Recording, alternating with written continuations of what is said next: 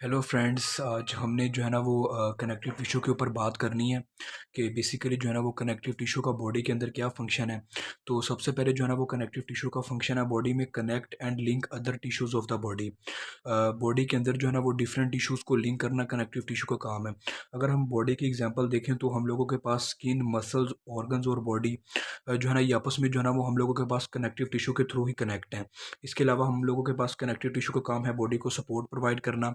Example हम लोगों के पास बोन्स है कि हमारी बोन्स जो हैं वो उन्होंने हमारी बॉडी को सपोर्ट किया हुआ है।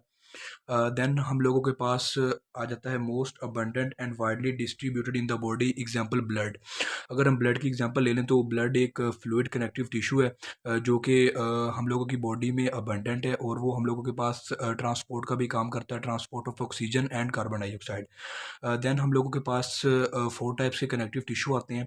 सबसे पहले एपिथेलियल टिश्यू है, कनेक्टिव टिश्यू है, नर्वस टिश्यू है, मस्कुलर टिश्यू है, जो कि मिलकर हमारी बॉडी को जो है ना वो उसकी फॉर्मेशन में जो है ना वो रोल प्ले करते हैं।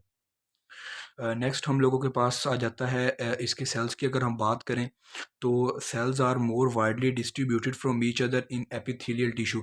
अगर हम एपिथेलियल टिश्यू की बात करें तो उसमें हम लोगों के पास जो सेल्स हैं वो आपस में बहुत ज़्यादा इंटरकनेक्टेड होते हैं। इसमें बिल्कुल भी इंटरसेलुलर सब्सटेंस और इंटरसेलुलर स्पेस जो है ना वो प्रेजेंट नहीं होती है। जबकि अगर हम कनेक्टिव टिश्यू की बात करें तो उसमें हम लोगों के पास सेल्स जो है वो वाइडली स्पेस्ड होते हैं और उनमें हम लोगों के पास इंट्रासेलुलर मैट्रिक्स जो है वो ज़्यादा होता है। इसके अलावा अगर हम बात करें तो कनेक्टिव टिश्यू जो है वो हम लोग के पास बाइंडिंग के तौर पर काम करता है, ट्रांसपोर्ट का काम करता है जैसा कि मैंने आपको पहले बताया है। और इसके अलावा जो है वो हम लोगों के पास इंसुलेशन और एनर्जी को भी स्टोर करता है। फॉर एग्जांपल अगर हम बात करें तो फूड जो हम लेते हैं वो ग्लूकोज के फॉर्म में हम लोगों को एनर्जी देती है और जो एक्सेस ग्लूकोज होता है, जो ज़्यादा अमाउंट में ग्लूकोज होता है वो हम लोगों के पास ग्लाइकोजन की फॉर्म में स्टोर हो जाता है एडिपोज टिश्यू के अंदर। तो ये एडिपोज टिश्यू भी एक तरह का कनेक्टिव टिश्यू ही है। तो ये हम लोगों के पास एनर्जी स्टोर में भी जो है ना वो इंपॉर्टेंट रोल प्ले करता है। नेक्स्ट हम बात कर लेते हैं कि कनेक्टिव टिश्यू की कंपोजिशन क्या है। कनेक्टिव टिश्यू में हम लोगों के पास सेल्स आते हैं और एक्स्ट्रा सेलुलर मैट्रिक्स आता है। अगर हम सेल्स की बात करें तो उसमें हम लोगों के पास fibroblast, fat cells, macrophages, leucocytes, mast cells और प्लाज्मा सेल्स आते हैं। जबकि एक्स्ट्रा सेलुलर मैट्रिक्स में हम लोगों के पास 2 चीज़ें आती हैं। एक हम लोगों के पास फाइबर्स आते हैं जिसमें हम लोगों के पास collagen fibres, elastin fibres, reticular fibres हैं और हम लोगों के पास ग्राउंड सब्सटेंस आता है। ग्राउंड सब्सटेंस बेसिकली हम लोगों के पास सेमी सॉलिड कंसिस्टेंसी का होता है। ये वाटर से थोड़ा-सा थिक होता है हम लोगों के पास। इसमें हम लोगों के पास ग्लाइकोप्रोटीन्स, गैग्स आ जाते हैं, ग्लाइकोसामाइनोग्लाइकेन्स जिसको हाइलुरोनिक एसिड भी कहते हैं और हम लोगों के पास वाटर आ जाता है। तो ये दोनों चीज़ें मिलकर हम लोगों के पास कनेक्टिव टिश्यू बनाती हैं। अब एक इम्पोर्टेंट नोट है यहाँ पर कि हम लोगों के पास जो ये फाइब्रोब्लास्ट सेल्स होते हैं, यही हम लोगों के पास ये जो फाइबर्स हैं एक्स्ट्रा सेलुलर मैट्रिक्स के और जो ग्राउंड सब्सटेंस है इन दोनों को फाइब्रोब्लास्ट क्रिएट करता है।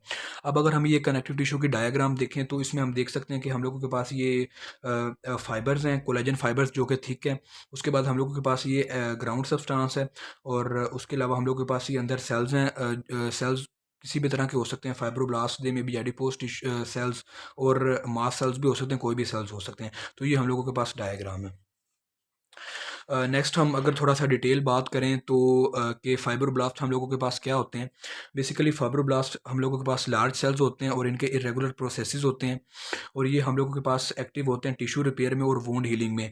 फॉर एग्जांपल कहीं पर भी अगर बॉडी में हम लोगों के पास कोई वुंड डेवलप हो गया है तो उसमें हम लोगों के पास जो मेन सेल्स जो है ना वो एक्टिव रोल प्ले करते हैं वो हम लोगों के पास फाइब्रोब्लास्ट है। वो वहाँ पर हम लोगों के पास जो वुंड की साइट होती है वहाँ पर हम लोगों के पास ग्रेनुलेशन टिश्यू बना देते हैं। एक वो पिंक कलर का टिश्यू होता है जो आपने ऑब्जर्व भी किया होगा, तो वो हम लोगों के पास फाइब्रोब्लास्ट बनाते हैं।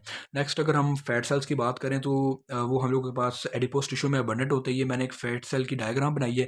इसमें हम लोगों के पास जो न्यूक्लियस होता है वो बिल्कुल पेरिफेरी में होता है और जो सेंटर वाली जो लोकेशन होती है वो उसको कवर किया होता है हम लोगों के पास फैट ने। नेक्स्ट अगर हम बात करें मैक्रोफेजेस की तो ये ऑब्वियसली हम लोगों के पास जो है वो डिफेंस में रोल प्ले करते हैं। एनगल्फ्स फॉरेन पैथोजेंस को एनगल्फ करते हैं और हम लोग के पास ये फिक्स्ड भी होते हैं और मोबाइल भी होते हैं। जो जो हम लोगों के पास अगर ज़्यादा नीड है मैक्रोफेजेस की, तो ये हम लोगों के पास जो फिक्स्ड होते हैं फिर वो वहाँ पर जो है ना वो ट्रैवल करते हैं। नेक्स्ट हम लोगों के पास जैसे कि मैंने पहले भी बताया कि ये बॉडी के डिफेंस सिस्टम में भी रोल प्ले करते हैं। नेक्स्ट हम लोग अगर बात करें मास्ट सेल्स की, तो बेसिकली इनका जो साइटोप्लाज्म होता है ये हम लोगों के पास दो चीज़ें सिक्रिएट करता है। एक हम लोगों के पास हेपरिन और एक हम लोगों के पास हिस्टामिन। जो हेपरिन है वो हम लोगों के पास एंटी कोगुलेंट होता है, यानी कि ब्लड क्लॉट को रोकता है, ब्लड की क्लॉटिंग को। और नेक्स्ट हम लोग के पास हिस्टामिन है जो कि इन्फ्लेमेटरी रिस्पॉन्स इसका होता है। बेसिकली ये जो है ना वो इन्फ्लेमेटरी ट्रिगरर है, कि इसने जो है ना वो इन्फ्लेमेशन को ट्रिगर करना होता है ताकि हम लोगों के पास ज़्यादा से ज़्यादा जो है वो वाइट ब्लड सेल्स वहाँ पर पहुँच सकें और जो है ना वो डिफेंस में रोल प्ले कर सकें। नेक्स्ट जो है ना वो एक बहुत इंपॉर्टेंट टॉपिक है, ये हम लोगों के पास एडिपोज टिश्यू में। इसमें हम लोगों के पास जो है एडिपोज कनेक्टिव टिश्यू, इसको हम दो तरह से क्लासीफाई करते हैं। एक हम लोगों के पास वाइट फैट है और एक हम लोगों के पास ब्राउन फैट है। जो वाइट फैट है वो हम लोगों के पास एडल्ट में प्रेजेंट होता है और ये जो है ना वो स्लोली मेटाबोलाइज होता है, यानी कि ये हम लोगों के पास कैलोरीज को स्टोर करके रखता है। और जो ब्राउन फैट होता है ये हम लोगों के पास एक इंपॉर्टेंट एमसीक्यूज है कि इसमें हम लोगों के पास माइटोकॉन्ड्रिया का अमाउंट ज़्यादा होता है as compare to white fat. और ये हम लोगों के पास न्यू बॉर्न बेबीज़ जो जो नियोनेट्स होते हैं उनमें ये ज़्यादा होता है। और इसकी जो मेटाबोलाइजेशन है वो हम लोगों के पास क्विकली है, जिसकी वजह से हम लोगों के पास जितना ज़्यादा मेटाबोलाइज होगा उतनी ज़्यादा हम लोगों के पास कैलोरीज बर्न करेगा और उतनी ज़्यादा हम लोगों के पास जो है ना वो हीट ज़्यादा प्रोड्यूस होगी, क्योंकि जो नियोनेट्स होते हैं उनमें हम लोगों के पास हाइपोथर्मिया की कंडीशन डेवलप होने के चांसेस ज़्यादा होते हैं।